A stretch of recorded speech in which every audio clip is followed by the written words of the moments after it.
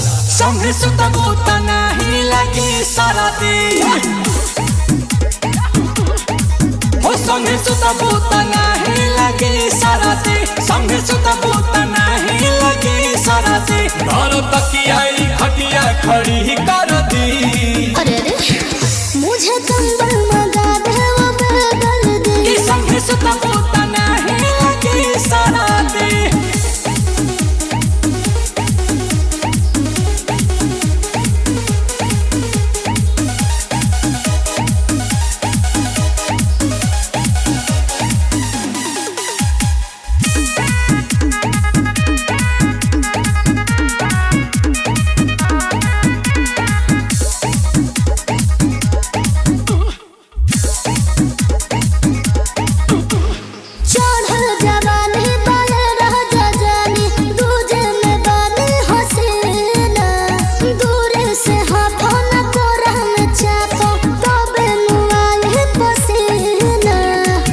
धीरे पारा तोहर चढ़े लागी रानी सट के देखो देह के गर्मी बढ़े लागी रानी अच्छा। बाकी पी हो जरूर तू गुर हरदी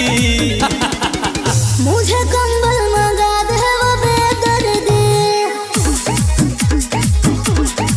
हाँ मुझे कंबल मंगा दे वो बेदर्दी मुझे कंबल मंगा दे वो बेदर्दी दिन दहाड़े ही जाड़न हद कर दे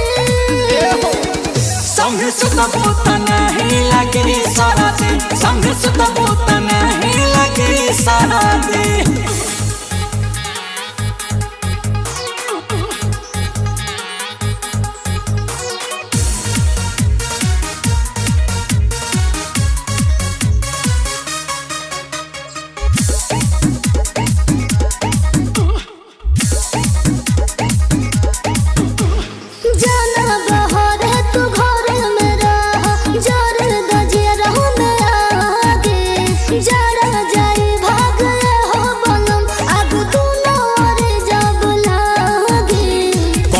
छोड़ा ए रानी ओढ़ तू राजाई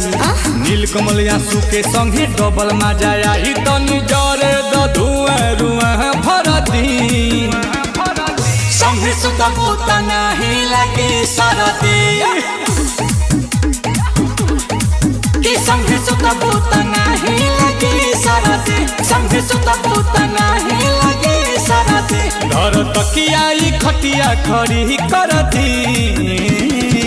मुझे कंबल मंगा दे वो बेदर्दी संगे सुतबो त नहीं लगे सरदी संगे सुतबो त नहीं लगे सरदी ए घूस में घुस रह आ पाला में हाला जन कर।